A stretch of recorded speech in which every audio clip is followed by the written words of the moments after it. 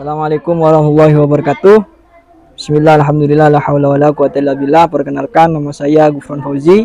Saya adalah guru fikih di MA Rodatus Salihin sekaligus mahasiswa PBG dalam jabatan tahun 2022 di LPTK UINHAS Jember.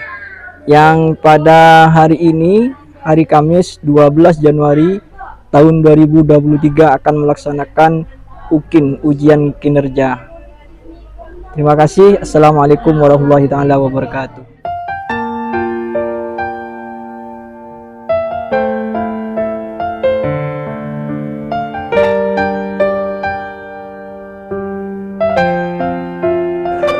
Bismillahirrahmanirrahim. Assalamualaikum warahmatullahi taala wabarakatuh. Waalaikumsalam warahmatullahi wabarakatuh. Bismillah, alhamdulillah, la haula wala quwata illa billah. Rabbi shrah li sadri wa yassir li amri wahlul 'uqdatam min lisani yafqahu qawli. Rabbi yassir wa la tu'assir, Rabbi tammim bil khair. Amma ba'du. Alhamdulillah, pagi hari ini kita bisa bertatap muka kembali di mata pelajaran yang sama, yaitu mata pelajaran fikih. Dan pada hari ini kita akan membahas tema tentang pernikahan. Tetapi sebelum itu saya persilahkan kepada ketua kelas untuk memimpin doa. Sebelum belajar dimulai, marilah kita berdoa. Berdoa dimulai. Bismillahirrahmanirrahim. Raditu billahi rabba wa bil islami dina wa bi Muhammadin nabiyyan wa rasulah. Rabbi shrah li sadri Wa yassir li amri wahlul 'uqdatam min lisani yafqahu qawli. Rabbi zidni ilma warzuqni fahma waj'al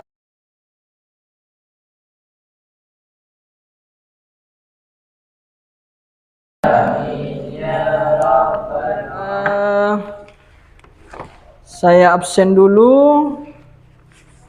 Apa hari ini ada yang tidak masuk? Masuk semua ya? Oke. Hari ini kita patut bersyukur kepada Allah karena kita tetap diberikan kesempatan, diberikan nikmat, sehingga kemudian kita dapat mengikuti pelajaran kembali. Ini kita syukuri. Kenapa?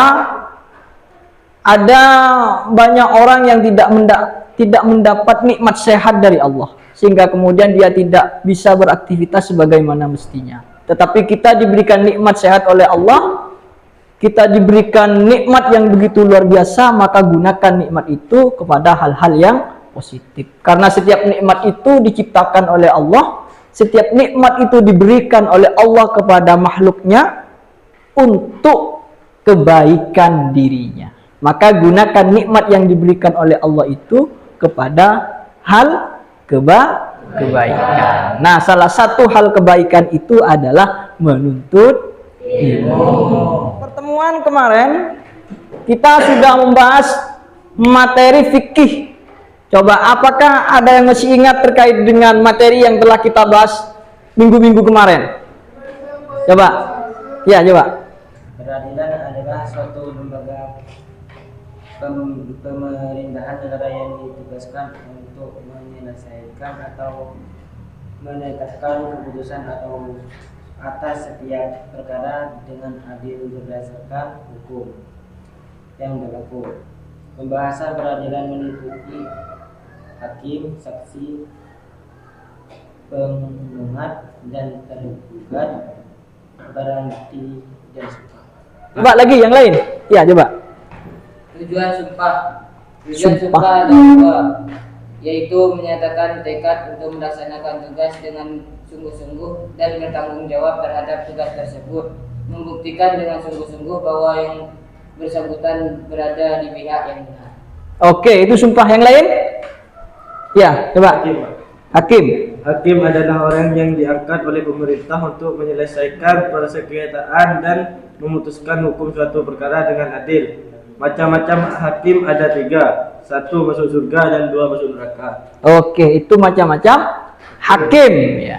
Itu penjelasan yang sudah kita bahas minggu-minggu kemarin. Nah, pada hari ini kita akan membahas tentang pernikahan. Apa kompetensi dasar yang akan kita pelajari? Ada 2. Yang pertama adalah menganalisis ketentuan pernikahan dalam hukum Islam dan perundang-undangan. Dan yang kedua, menyajikan hasil analisis praktek pernikahan yang sesuai dan tidak sesuai dengan ketentuan hukum Islam yang terjadi di masyarakat. Nah, indikatornya apa? 1, meyakini terdapat hikmah dari ketentuan Islam tentang pernikahan. Yang kedua, berakhlak mulia sebagai bentuk implementasi dari pemahaman ketentuan perkawinan dalam hukum Islam dan perundang-undangan. Yang ketiga adalah mengorganisir ketentuan perkawinan dalam hukum Islam dan perundang-undangan. Dan yang terakhir adalah menyeleksi pernikahan yang sesuai dan tidak sesuai dengan ketentuan hukum Islam yang itu terjadi di masyarakat. Nah, tujuan pembelajaran kita pada pagi hari ini melalui diskusi dan menggali informasi, kita semua yang belajar pada pagi hari ini mampu memahami ya hikmah dari ketentuan Islam tentang pernikahan dengan baik dan benar, mengamalkan sikap taat dan bertanggung jawab sebagai bentuk implementasi dari pemahaman ketentuan pernikahan dalam hukum Islam dan perundang-undangan dengan baik dan benar, menganalisis ketentuan pernikahan dalam hukum Islam dan perundang-undangan dengan baik dan benar, dan yang terakhir adalah mempresentasikan dan menyajikan hasil analisis praktek pernikahan yang sesuai dan tidak sesuai dengan ketentuan hukum Islam. Jadi pada akhirnya nanti dalam pembelajaran pagi hari ini kalian semua akan mempresentasikan, akan mengungkapkan, akan menyampaikan hasil diskusi kelompok kalian di depan. Paham ya? Nah, untuk mendukung tujuan pembelajaran kita pada pagi hari ini, metode pembelajaran yang akan kita pakai adalah metode SGD. SGD itu apa? Small Group Discussion. Jadi nantinya kita akan membentuk sebuah kelompok kecil dan setiap kelompok itu akan membahas terkait dengan materi yang akan saya berikan. Bisa dimengerti ya? Paham ya? Oke, langsung saja kita bentuk kelompoknya. Terserah kalian sudah. Yang ini kita bentuk jadi 3 kelompok. Ya, kita bentuk jadi 3 kelompok. Ayo silakan bentuk kelompoknya sudah.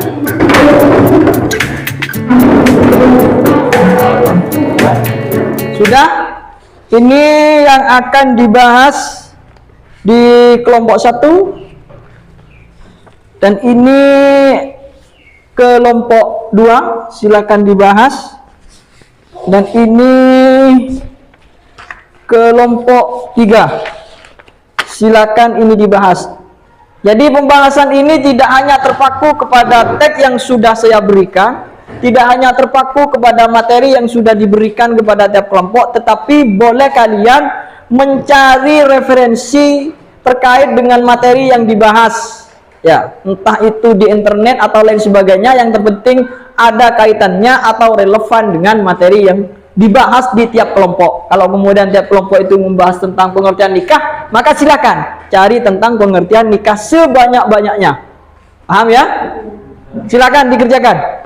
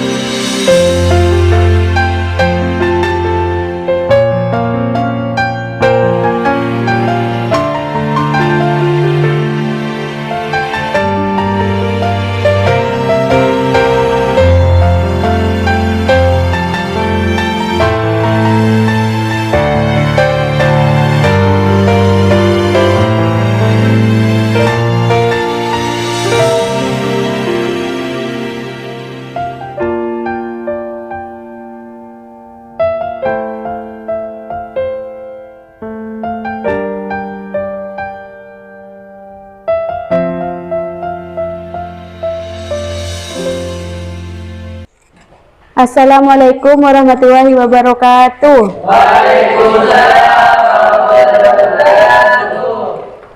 Saya mewakili kelompok 1 ingin mempresentasikan hasil kelompok kerja kami. Pengertian pernikahan. Kata nikah atau pernikahan sudah menjadi kosakata dalam bahasa Indonesia sebagai padanan kata perkawinan zaujah. Nikah artinya suatu akad yang menghalalkan pergaulan antara seorang laki-laki dan perempuan yang bukan muhrim dan menimbulkan hak dan kewajiban antara keduanya. 2. Dalam pengertian yang luas, pernikahan adalah merupakan suatu ikatan lahir dan batin antara dua orang laki-laki dan perempuan untuk hidup bersama dalam suatu rumah tangga untuk mendapatkan keturunan yang dilaksanakan menurut ketentuan syariat Islam. 3. Pergaulan antara laki-laki dan perempuan itu menjadi sah atau halal jika sudah terikat tali ikatan perkawinan. Tanpa adanya perkawinan, tidak akan pernah ada proses saling melengkapi dalam kehidupan ini antara laki-laki dan perempuan. Pengertian dan hukum pernikahan. Menurut jumhur ulama menetapkan bahwa hukum perkawinan dibagi menjadi 5 macam, yaitu asal hukum pernikahan adalah 1. Hukum sunnah. Artinya seseorang yang telah mencapai kedewasaan jasmani dan rohani dan sudah mempunyai bekal untuk menikah, tetapi tidak takut terjerumus dalam perbuatan zina. Sabda Rasulullah artinya, hai kaum pemuda, apabila di antara kamu kuasa untuk kawin, maka kawinlah, sebab kawin itu lebih kuasa untuk menjaga mata dan kemaluan. Dan barang siapa tidak kuasa, hendaklah ia berpuasa, dan sebab puasa itu jadi penjaga baginya. 2. Hukum mubah, yaitu bagi orang yang tidak mempunyai pendorong atau faktor yang melarang untuk menikah. 3. Hukum wajib, jika seseorang yang dilihat dari pertumbuhan jasmaniah sudah layak untuk menikah, kedewasaan rohaniyahnya sudah matang dan memiliki biaya untuk menikah serta untuk menghidupi keluarganya, dan bila ia tidak menikah khawatir terjatuh pada perbuatan mesum atau zina. 4. Hukum makruh, hukumnya bagi seorang yang dipandang dari pertumbuhan jasmaniyahnya sudah layak, kedewasaan rohaniyahnya sudah matang, tetapi tidak mempunyai biaya untuk bekal hidup beserta istri kemudian anaknya. Untuk mengendalikan nafsunya dianjurkan untuk menjalankan puasa. 5. Hukum haram, hukumnya bagi seseorang yang menikahi wanita dengan tujuan untuk menyakiti, mempermainkan dan memeras hartanya. Apakah ada yang mau ditanyakan? Adakah batasan umur atau usia dalam pernikahan? 1. Para fuqaha berbeda pendapat tentang batas usia pernikahan. Imam Syafi'i dan Imam Hambali berpendapat usia ideal dalam pernikahan adalah 15 tahun. Sedangkan Imam Abu Hanifah berpendapat bahwa usia kedewasaan datang pada saat umur 19 tahun bagi perempuan dan 17 tahun bagi laki-laki. Menurut Imam Malik, usia ideal kedewasaan yaitu 18 tahun, baik laki-laki maupun perempuan. 2. Di Indonesia menurut Undang-Undang Nomor 16 tahun 2019, batasan usia nikah baik laki-laki maupun perempuan adalah 19 tahun. Sekian dari saya. Assalamualaikum warahmatullahi wabarakatuh.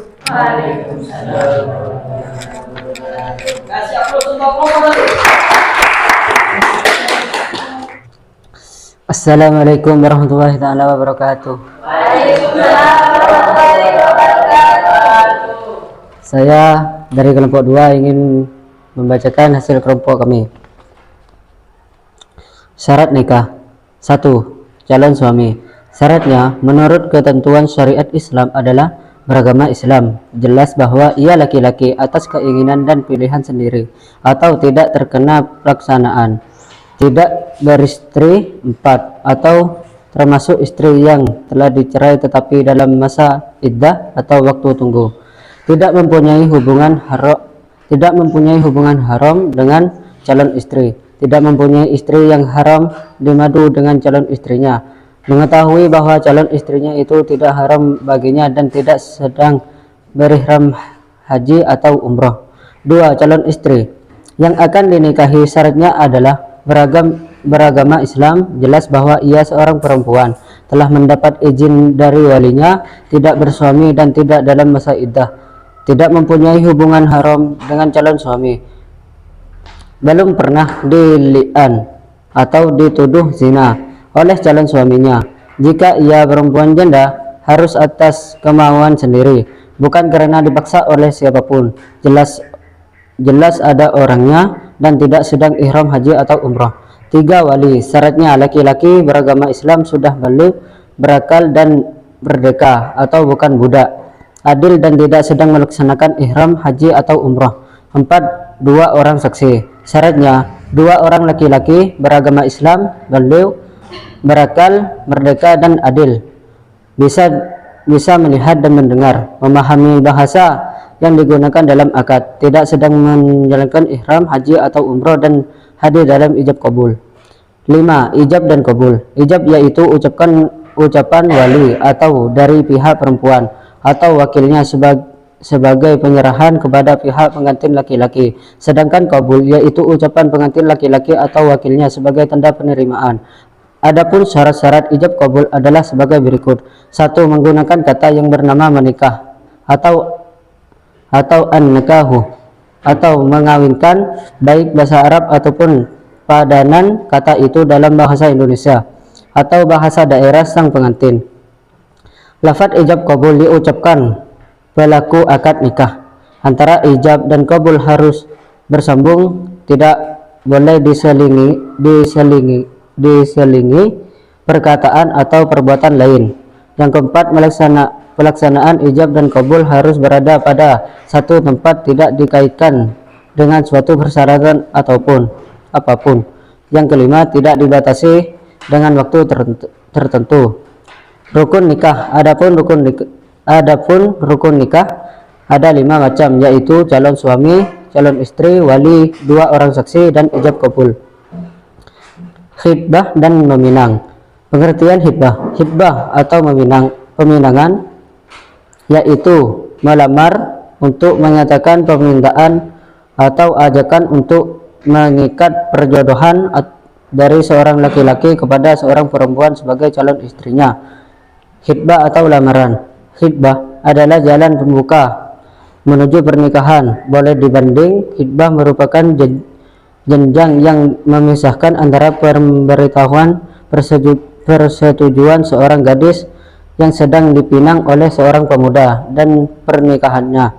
Keduanya sepakat untuk menikah, tapi ini hanya sekedar janji untuk menikah yang tidak mengandung akad nikah. Pengertian dan hukum khitbah. Lamaran atau pinangan bukan suatu yang menjadi wajib hukumnya. Hal ini menurut pendapat jumhur ulama yang didasarkan pada pinangan nikah yang diriwayatkan dari Nabi Muhammad SAW. Dalil yang membolehkan pinangan sebagai firman Allah Subhanahu wa taala, artinya, dan tak ada dosa bagi kamu meminang wanita-wanita itu dengan sindiran yang baik, atau harus menyembunyikan keinginan mengawini mereka dalam hatimu. Apakah ada yang mau bertanya? Apakah seorang perempuan boleh meminang laki-laki? Rasulullah bersabda, yang diriwayatkan oleh Imam Bukhari dan Muslim, yang artinya, telah datang Rasulullah perempuan kepada Rasulullah yang nama perempuan tersebut meminta kepada Nabi untuk menikahinya. sehingga Nabi berdiri di sampingnya lama sekali. Ketika ia salah satu dari sahabat melihatnya dan beranggapan bahwa beliau tidak berkehendak untuk menikahinya, maka sahabat tersebut berkata, nikahkan saya ya Rasulullah, jikalau kamu tidak ada hajah atau berkehendak untuk menginginkannya. Maka berkata Rasulullah, apakah kamu punya sesuatu? Dia berkata tidak, dan beliau berkata lagi, buatlah cincin walaupun dari besi. Kemudian sahabat tersebut mencarinya dan tidak mendapatkannya. Kemudian beliau bersabda, apakah kamu hafal beberapa surat dari Al-Quran? Dia menjawab, iya, surat ini dan ini. Maka beliau bersabda, saya nikahkan kamu dengannya. Dan apa yang kamu hafal dari Al-Quran? Kepada seorang laki-laki, seorang yang bertakwa dan berpegangan teguh terhadap dirinya untuk meminangnya. Jika lelaki tersebut ingin, maka nikahi, dan jikalau tidak, maka tolaklah. Akan tetapi tidak dianjurkan untuk menolaknya secara terang-terangan, cukup diam dan memberikan isyarat untuk menjaga kehormatan hati perempuan tersebut. Apakah masih ada yang mau bertanya? Apakah khitbah termasuk bagian dari syarat sah nikah? Khitbah bukan menghalalkan segalanya. Khitbah atau tunangan bukanlah syarat sahnya nikah. Akad nikah tanpa khitbah tetap sah. Akan tetapi khitbah sesuatu wasilah untuk menuju ke jenjang pernikahan yang diperbolehkan. Masih ada? Sekian dari saya. Assalamualaikum warahmatullahi wabarakatuh.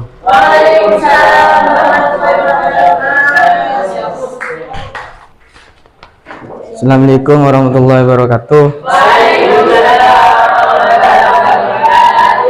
Saya ingin mempresentasikan hasil kerja kelompok kami. Pengertian mahram nikah. 1. Mahram berasal dari makna haram, yaitu wanita yang haram dinikahi. Sebenarnya antara keharaman menikahi seorang wanita dengan kaitannya bolehnya terlihat sebagian aurat pada hubungan langsung dan tidak langsung. Yang kedua, hubungan langsung adalah bila hubungannya seperti akibat hubungan faktor famili atau keluarga. Hubungan yang tidak langsung adalah karena faktor diri wanita tersebut. Misalnya, seorang wanita yang sedang mempunyai suami, hukumnya haram dinikahi orang lain. Juga seorang wanita yang masih dalam masa iddah talak dari suaminya, atau wanita kafir non kitabiah, yaitu wanita yang agamanya adalah agama penyembah berhala seperti Majusi, Hindu, atau Buddha. 3. Hubungan mahram ini melahirkan beberapa konsekuensi, yaitu hubungan mahram yang bersifat permanen antara lain: 1. Kebolehan berkhalwat atau berduaan. 2. Kebolehan bepergiannya seorang wanita dalam syafar lebih dari 3 hari asal ditemani mahramnya. 3. Kebolehan melihat sebagian dari aurat wanita mahram seperti kepala, rambut, tangan, dan kaki. Pembagian mahram nikah.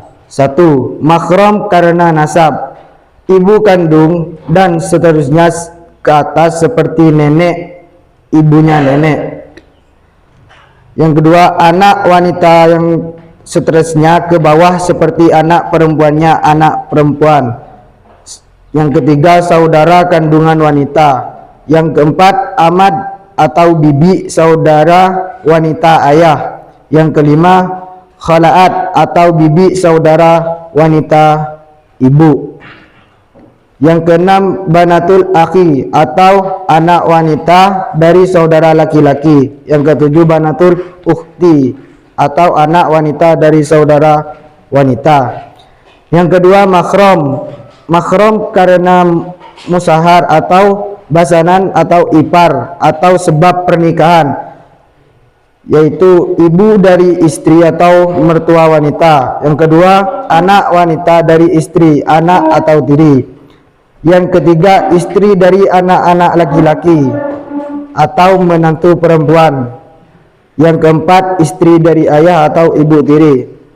Dan yang ketiga, mahram karena penyusuan. Yang pertama, ibu yang menyusui. Yang kedua, ibu dari wanita yang menyusui atau nenek. Apakah ada yang mau bertanya?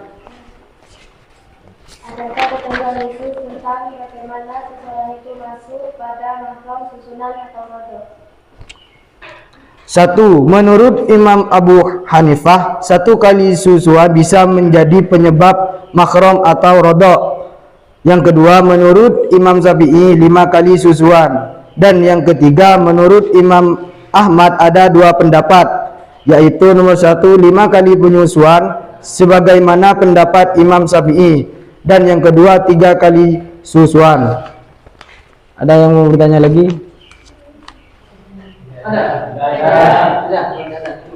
Sekian dari saya, terima kasih. Wassalamualaikum warahmatullahi taala wabarakatuh.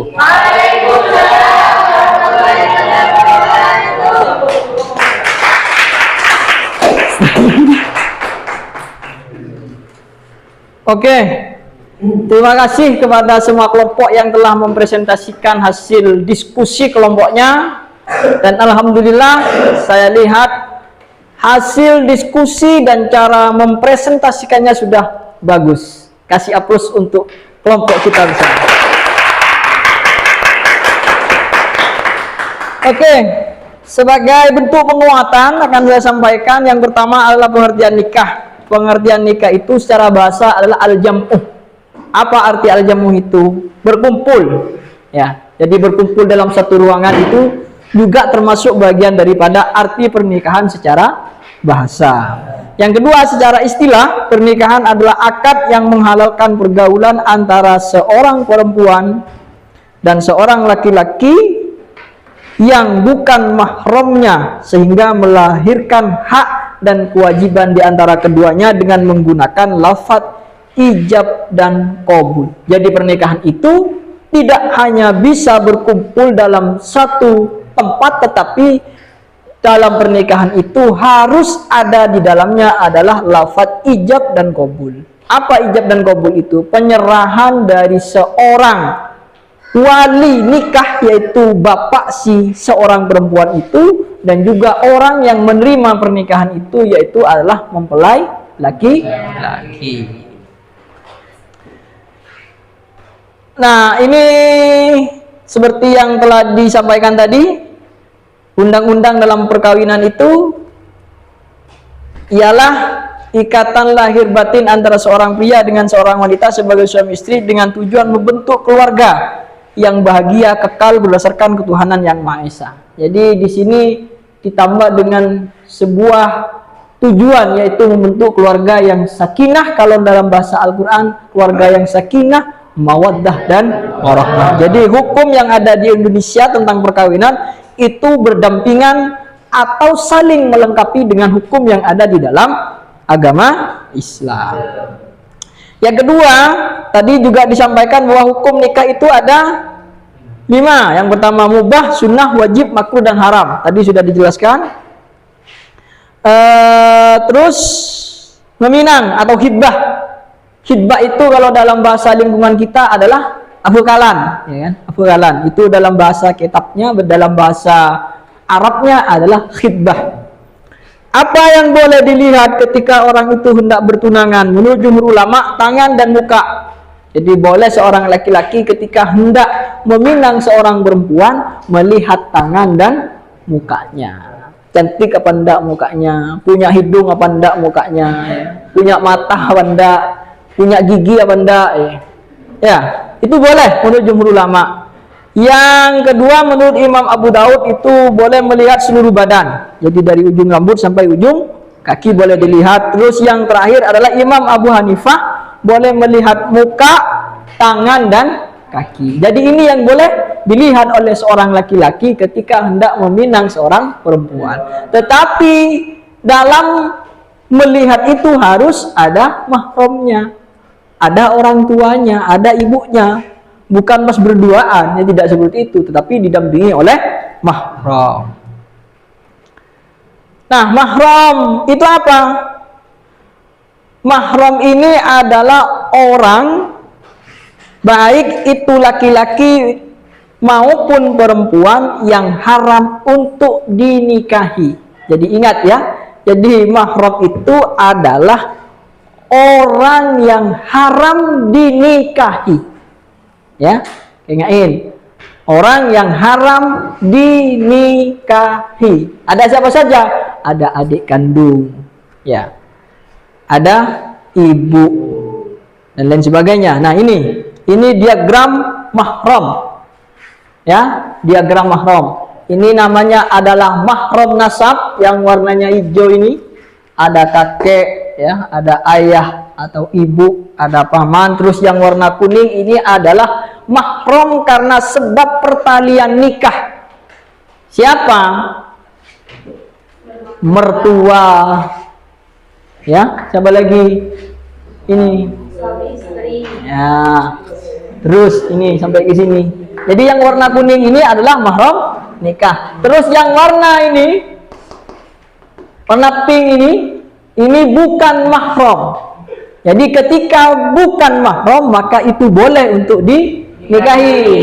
Ada siapa? Ada bibi atau paman, sepupu. Jadi sepupu boleh dinikahi, saudara ipar, ponakan ipar, terus itu lagi sepupu besan, ya, saudara ipar, saudara besan, dan ponakan besan. Nah, ini struktur diagram mahramnya. Jadi ingat-ingat ya. Terus yang kedua, yang selanjutnya adalah kafaah. Kafaah ini adalah kecocokan antara seorang laki-laki dan seorang perempuan. Apa yang dilihat? Kecocokan secara agama. Jadi sekufu secara agama. Jadi yang mempelai laki-laki itu beragama Islam, yang mempelai wanita juga beragama Islam. Yang kedua, kafaah secara iffah atau memiliki hubungan baik. Jadi orang yang laki-lakinya itu juga berperangai baik dan juga yang perempuan juga berperangai baik. Terus syarat dan rukun nikah ada mempelai pria, mempelai wanita, ada wali, ada saksi, dan ada ijab dan qabul. Ini sudah dijelaskan tadi. Terus terakhir, tugasnya adalah setelah mempelajari tentang pernikahan, cobalah kalian observasi kejadian pernikahan di kampung kalian. Bagaimana keadaan pernikahan yang telah terjadi dengan cara memperhatikan dan mewawancara ketua RT atau RW, ya. Ya, dalam pernikahannya itu kenapa bisa bertahan dan kenapa tidak bisa bertahan. Bisa ya? Ini tugasnya. Ya, coba terkait dengan materi hari ini ada yang mau menyimpulkan? Ya, coba. Pernikahan adalah ikatan lahir batin yang dilaksanakan menurut syariat Islam antara laki-laki dan perempuan untuk hidup bersama dalam satu rumah tangga guna mendapatkan keturunan. Hukum asal pernikahan adalah sunnah. Oke, yang lain? Ya. Ya, silakan. Adalah kesamaan atau kesetaraan antara calon suami dan calon istri dari segi keturunan, status sosial, agama, dan harta kekayaan. Oke, yang lain? Hibah atau pinangan adalah permintaan seorang laki-laki kepada seorang perempuan untuk dijadikan istri dengan cara-cara umum yang sudah berlaku di masyarakat. Adapun perempuan yang boleh dihibah adalah perempuan yang belum status sebagai seorang, perempuan yang tidak dalam masa iddah, perempuan yang belum dipinang orang lain.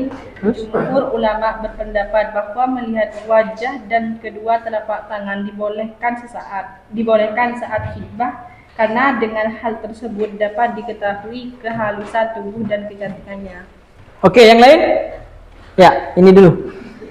Ijab yaitu ucapan wali dari pihak perempuan atau wakilnya sebagai penyerahan kepada pihak pengantin laki-laki. Sedangkan qabul adalah ucapan pengantin laki-laki atau wakilnya sebagai tanda terima. Oke, yang lain? Ya, coba. Wali dalam pernikahan adalah wali perempuan yang melakukan akad nikah dengan pengantin laki-laki yang menjadi pilihan wanita tersebut. Ada lagi yang mau menyimpulkan? Ya, coba.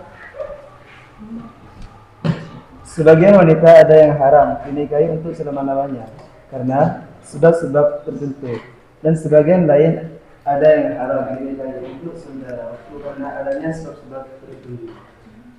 Sudah? Sudah? Ada lagi yang mau menyimpulkan? Tidak ada? Oke, kalau sudah tidak ada, kita sebagai orang Islam itu telah mendapatkan suatu isyarah dari Nabi Muhammad berupa hadis. Apa hadisnya? Min husnil islamil mar'i tarkuhu ma la ya'nihi.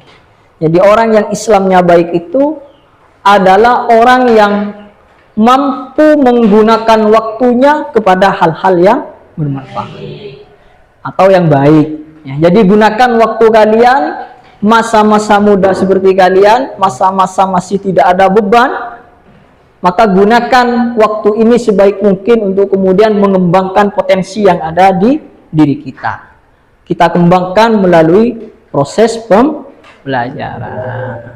Oke, kalau sudah tidak ada lagi yang mau kita bahas, kita tutup pelajaran pada pagi hari ini dengan pembacaan Alhamdulillahirabbil alamin secara bersama-sama dengan harapan apa yang telah kita pelajari bisa menjadi ilmu yang bermanfaat, barokah, dan juga menjadi jalan keselamatan bagi kita bersama. Mari kita bersama-sama membaca Alhamdulillahirabbil alamin. Dari saya, terima kasih. Saya akhiri. Assalamualaikum warahmatullahi taala wabarakatuh. Waalaikumsalam warahmatullahi wabarakatuh.